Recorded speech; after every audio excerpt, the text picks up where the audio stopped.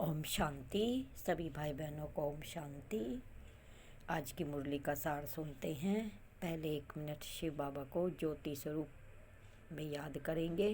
मैं आत्मा बाबा के जैसी हूँ, ज्योति स्वरूप हूँ, और मेरा शिव पिता परमात्मा भी ज्योति स्वरूप है। मेरा सतगुरु, मेरा टीचर प्रकाश ज्योति स्वरूप, शांति का सागर, आनंद का सागर, प्रेम का सागर, परम धाम में रहने वाला कल्याणकारी हम सभी आत्माओं के परम पिता शिव बाबा हैं। मैं रूहानी बच्ची अपने शिव बाबा को बहुत बहुत याद करती हूँ। मस्तक में रूहानियत, आत्मिक प्रेम,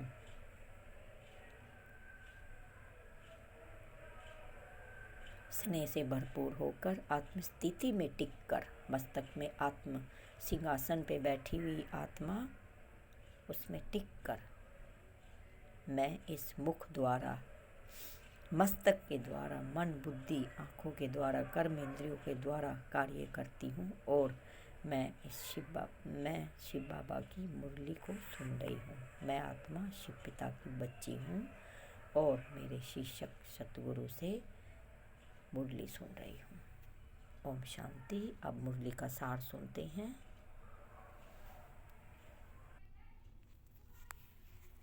आज 14 फरवरी है।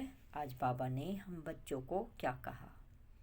मीठे बच्चे, सवेरे सवेरे उठकर बाप से गुड मॉर्निंग करो, ज्ञान के चिंतन में रहो तो खुशी का पारा चढ़ा रहेगा। सुबह उठते के साथ, आँख खुलते के साथ हमें अपने शिव बाबा भोले भंडारी से, भगवान से गुड मॉर्निंग करना है। गॉड से गुड मॉर्निंग करना, सारा दिन गुड हो जाएगा और खुशी का पारा चढ़ेगा। ज्ञान का चिंतन करना है। जो बाबा ने ज्ञान सुना है ना, उनको अंदर में दोहराना है, चिंतन करना है। प्रश्न है, एक्यूरेट याद क्या है, उसकी निशानियां क्या होंगी? उत्तर, बड़े धैर्य, गंभीरता और समझ से बाप को याद करना ही एक्यूरेट याद है। धैर्य के साथ, गंभीरता के साथ और बहुत प्रेम और स्नेह के साथ बाबा को याद करना है। यही एक्यूरेट याद है, यही सही विधि है। बाबा के स्नेह में समाये रहना, प्यार में समाये रहना, दिलाराम के दिल में समाये रहना। दिलाराम कौन हमारा? शिव बाबा। तो उनके दिल में समाये रहना, ये एक्यूरेट याद है। चलते फिरते, कार्य करते, भोजन बनाते, बाबा की याद में, बाबा से बात करते चलो। कहीं भी जाते हो, बाबा को संग लेके चलो, बाबा का हाथ पकड़ के चलो। बाबा आप मुझे रास्ता दिखाओ, आप ये कार्य आगे से आगे बाबा को रखो, आपको हर कार्य में सफलता मिलेगी। यही एक्यूरेट याद है। जो एक्यूरेट याद में रहते हैं उन्हें जास्ती करंट मिलती है। करंट में शक्ति।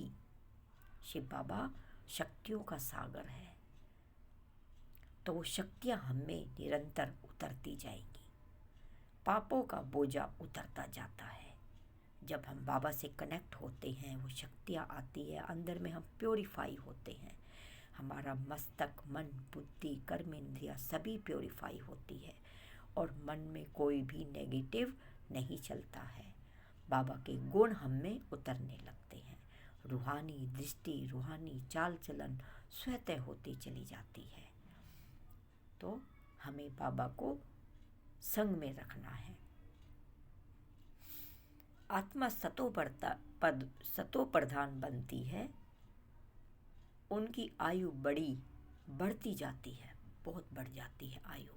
उन्हें बाप की सर्च लाइट मिलती है। सर्च लाइट जो एकदम पावरफुल लाइट होती है, जिससे हम अंदर से वॉश हो जाते हैं।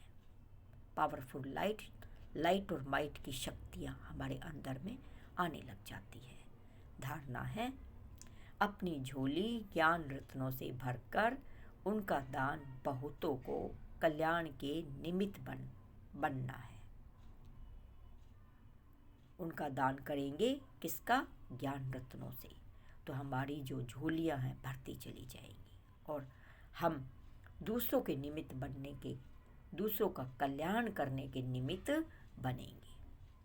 सबका प्यार बनना है, प्यारा बनना है, सबका बहुत ही प्यारा बनना है। अपार खुशी में रहना है। खुशी तो अपने आप ही अपार होती चली जाएगी, तब हम ज्ञान रत्नों का दान करेंगे। तो करो सेवा तो मिलेगी मेवा।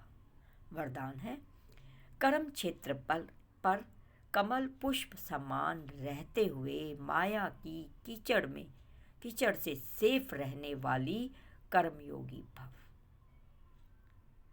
माया के कीचड़ में सेफ रहते हैं कब? जब कमल पुष्प आसन पर बैठे रहेंगे। ज्ञान हमारा कमल है। जो ज्ञान है श्रीमत, ये कमल है। श्रीमत पर चलेंगे तो हम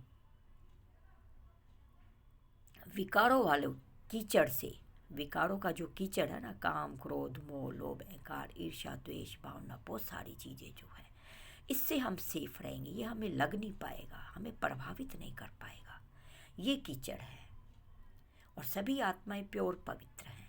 बस यही कीचड़ धुल जाए सबका तो सभी देवतुल्य हैं, सभी प्योर आत्मा है। सातों गुण उनमें उतरने लग जाएंगे, तब वो इन कीचड़ से सेफ रहेंगे, अपना बचाव करेंगे। तो हम ज्ञान रूपी कमल पर बैठे रहेंगे तो कर्मयोगी बन जाएंगे। भावार्थ है, कर्मयोगी को ही दूसरे शब्दों में कमल पुष्प कहा जाता है। कर्मयोगी अर्थात कर्म और योग दोनों कंबाइंड हो। कर्मयोगी जो भी कार्य हम करें योग में रहकर करें तो वो निखरता चला जाएगा, सक्सेसफुल मिलेगी, अच्छा होगा और हमसे गलत नहीं होगा। किसी भी कर्म का बोझ अनुभव न हो, किसी भी प्रकार का कीचड़ अर्थात माया का वाइब्रेशन टच ना करे। आत्मा की कमजोरी से माया को जन्म मिलता है। आत्मा की कमजोरी कब होती है? तब हम बाबा से डिस्कनेक्टेड होते हैं, बाबा की याद में नहीं रहते हैं और श्रीमत से डिस्कनेक्ट हो जाते हैं। जो बाबा ज्ञान देते हैं, ज्ञान रत्नों से झोली भरते हैं और उनको हम लॉक कर देते हैं, यानी कि यूज़ नहीं करते। खजाने तो बहुत दिए लेकिन हमें बॉक्स में भर के रख दिए। बुद्धि में जमा है सब कुछ, लेकिन हमें समय पड़ने पर जहाँ सहनशीलता की ज़रूरत है वहाँ पे हमने यूज़ नहीं किया। जहाँ पे नम्रता प्रेम से धैर्यता से हमें उसकी ज़रूरत पड़ती है तो हमने वहाँ पे यूज़ नहीं किया, तो फिर वो हमारा ज्ञान धन क्या काम आया। तब हमें हमारा किसी से संस्कार ही टकराव हो गया, समझ से काम नहीं लिया, ज्ञान को यूज़ नहीं किया। यही तो ज्ञान खजाना है जो हमने यूज़ नहीं किया, तो फिर आत्मा कमज़ोर हो जाएगी और फिर हमारे ये किस काम का। यानी हम लेते जा रहे हैं और यूज़ नहीं कर रहे हैं, बांट नहीं रहे हैं, संपूर्ण बन नहीं रहे हैं, अपने अनुभव में नहीं ला रहे हैं, परिवर्तन खुद का कर नहीं रहे हैं, तो क्या फ़ायदा। तो फिर ये काम आया नहीं ना। आत्मा तो प्योर हो रही है लेकिन उसको हमें कार्य में लाना है, व्यवहार में लाना है, तभी हम परिवर्तन हो पाएंगे। तो इससे माया का जन्म नहीं होगा। कमजोरी को समाप्त करने का साधन है रोज की मुरली। यही शक्तिशाली ताजा भोजन है। आत्मा का भोजन क्या है?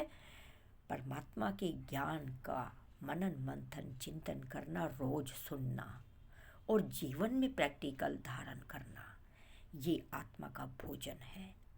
सोचो, पेट का भोजन, अगर हम कुछ इधर उधर की बासी या ख़राब चीज़ें खा लेते हैं जो कि ख़राब हो गई, बदबूदार हो गई है, हम उसको खाते हैं तो हमारा स्वास्थ्य बिगड़ जाएगा, पेट खराब हो जाएगा।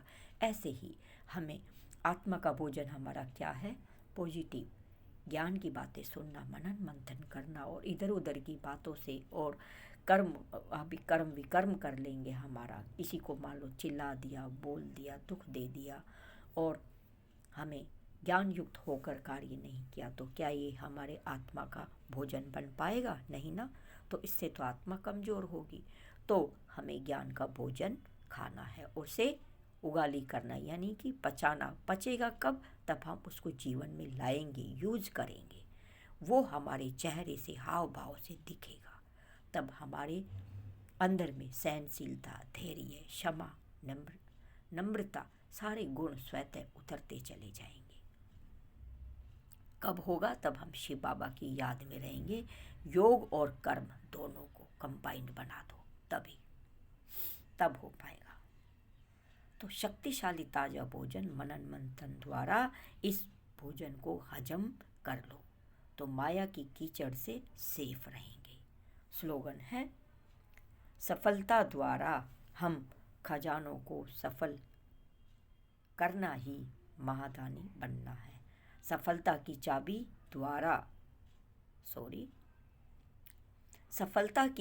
द्वारा सर्व खजानों को सफल करना ही महादानी बनना है। सफलता की चाबी क्या है? बाबा ने जो ज्ञान दिया वो सफलता की चाबी है। जो श्रीमत दी वो सफलता की चाबी है। हम उसको जितना यूज़ करेंगे तो सफल होते चले जाएंगे। चेहरे से, हाव भाव में, अंदर में आना चाहिए। वही हमारा प्रैक्टिकल, प्रत्यक्ष रूहानी सेवा है, जो लोग हमारे हाव भाव से उसको महसूस करेंगे। हमारे अंदर में बाबा का चिंतन चलता रहे, वो वाइब्रेशन अपने आप चेंज होगा, जो सबको लगेगा, सबको एक प्रभावित करेगा, अट्रैक्ट करेगा। क्योंकि बाबा के हर ज्ञान की जो एक एक लाइन है, एक एक दिव्य रतन, अविनाशी रतन, खजाना है ये। तो हर आत्मा आज कमज़ोर हो गई है, अगर उसको खजाना मिलता है तो खुश हो जाती है। तो उसको भी लगेगा हाँ, ये वाकई में अलग है। अच्छा, मीठे मीठे रूहानी बच्चों को रूहानी बाप दादा का याद, प्यार, गुड मॉर्निंग और नमस्ते। बाबा का हाथ और साथ अनुभव करेंगे। बाबा हम बच्चों को वरदानों से भरपूर कर रहे हैं, याद प्यार दे रहे हैं, और हम रूहानी बच्चों को नमस्ते कर रहे हैं। रूहों को नमस्ते कर रहे हैं, शरीरों को नहीं। रूह मीन्स आत्मा। बाबा हमको रूह के द्वारा देखते हैं, शरीर के द्वारा नहीं। और रूह चमचमाती हर किसी में बाबा विशेषता देखते हैं। एक एक बच्चा बाबा का नूरे रतन बच्चा है। अच्छा, अब हम भी बाबा को याद प्यार देंगे। हम रूहानी बच्चों की, रूहानी बाप दादा को याद प्यार, गुड मॉर्निंग और नमस्ते। नमस्ते। शुक्रिया बाबा, शुक्रिया बाबा। आपका हाथ और साथ हमेशा बना रहे। आप हमारे साथ कंबाइन रहो। बाबा तो कहते हैं, बच्चे मैं तो हमेशा तुम्हारे साथ हूँ, जब तुम ही मुझे भूल जाते हो, और मैं कभी तुम्हें नहीं भूलता हूँ। और बाबा हमें बेहद बेहद प्यार करते हैं, उसका हम अंदाज़ा भी नहीं लगा सकते। बाबा के जितना प्यार हम 10% भी नहीं करते हैं। बाबा ने अभी कुछ दिन पहले मुरली में उल्हाना भी दिया है, बच्चे मैं तुम्हें बहुत प्यार करता हूँ, बहुत याद करता हूँ, और तुम मुझे उतना नहीं करते हो। तो बाबा हमें कह रहे हैं, बच्चे निरंतर मेरी याद में रहो। एक दो को देखो तो मस्तक में चमकती हुई मणि, और उनको मेरे की तरह ही देखो। जैसे आप मुझे देखते हो वैसे ही प्यार से उनको देखो। अच्छा, ओम शांति। शुक्रिया बाबा, शुक्रिया बाबा, शुक्रिया। चैनल को लाइक सब्सक्राइब करें। बीच में स्वास्थ्य ठीक नहीं था तो बीच में थोड़ा सा नहीं कर पाई मुरली, और उसके लिए माफ़ी चाहूँगी। ड्रामानुसार ये वो अविनाशी ज्ञान रत्न है, अहो सौभाग्य जो हमें मिलता है सुनने को, और हम निमित्त बनते हैं, ये भी बाबा का ही सौभाग्य है। तो कुछ कार्य अनुसार बहुत जल्दी के थे, जो मैं स्कूल में भी पढ़ाती हूँ, तो मॉर्निंग में उस पर जाना होता है कई बार मीटिंग में, तो घर के कार्य संभालते हुए मैं नहीं कर पाई थी, लेकिन मैं छोटी वीडियो डाल देती हूँ, आप उसको भी सुन सकते हो। बाबा के जो छोटे रूप में जो स्लोगन वगैरह मुरली के बना के, और उसमें 30 सेकंड की, 2 मिनट की ऐसे डाल देती हूँ, वो आप सुन सकते हो। ओम शांति। शुक्रिया बाबा। चैनल को लाइक सब्सक्राइब ज़रूर करें। Thank you. शिवरात्रि आ रही है और हमें सबके अंधकार को, अज्ञानता रूपी अंधकार को दूर करना है। वो ये रात्रि, उनकी अज्ञानता की रात्रि तभी समाप्त होगी तब उनके अंदर ज्ञान रूपी सवेरा, ज्ञान रूपी अमृत बरसेगा। यानी शिव बाबा का जो ज्ञान है, बाबा ने जो श्रीमत दी है, हमें एक एक को बताना है। बाबा का असली स्वरूप, बाबा का घर वास्तविक में हम सबका घर है। वो हम सभी भाई बहनों को वहीं इकट्ठे हो जाना है। यहाँ पे हम कर्म के अनुसार अलग अलग घरों में अलग अलग माता पिता के द्वारा हम हैं, लेकिन हमारा माता पिता शिव बाबा है। हम एक पिता की संतान हैं। One God one family. तो हमारे वास्तविक स्वरूप की पहचान, बाबा की पहचान, ये जरूर जरूर देनी है सबको। ओम शांति। ओम शांति। बाबा को 1 मिनट बुद्धि से याद करेंगे और पूरा दिन, ऐसा नहीं है कि आज हम सुन नहीं पाए, ये मेरा अनुभव है। जो भी हम कार्य कर रहे हैं, एक तो अपने थॉट को, जो हमारे अंदर संकल्प चल रहे हैं, उनको चेक करें, और खाली उनको साक्षी होके जो कर्म हम कर रहे हैं उनको देखें सिर्फ, कि मैं इन हाथों से ये कार्य करवा रही हूँ, मैं इन आँखों से ये चीज़ देख रही हूँ, मैं इन मन के द्वारा ये चीज़ अनुभव कर रही हूँ, बुद्धि के द्वारा निर्णय ले रही हूँ। अपने हर पार्ट को, हर कर्म इंद्रियों को अलग अलग करके देखोगे तो आप पाओगे कि मैं आत्मा इन सब से बिल्कुल डिटैच हूँ। ये सारे कर्म इंद्रियाँ मेरी नौकर चाकर है। ये अनुभूति में लाओ।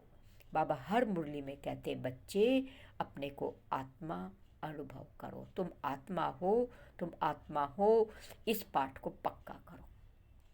सबको आत्मा रूप में देखना है, खुद को भी। बस ये हमारा, जैसे हम कोई कार्य करते हैं तो हमें इंस्ट्रूमेंट की ज़रूरत होती है, सफाई करते हैं तो झाड़ू की ज़रूरत होती है, ऐसे ही हम कुछ कार्य करते तो हाथों की ज़रूरत होती है, चलते हैं तो पैरों की, देखते हैं तो आँखों की। ये सभी हमारे इंस्ट्रूमेंट हैं, आत्मा के इंस्ट्रूमेंट हैं, और इनको हमें चलाना है सही दिशा में।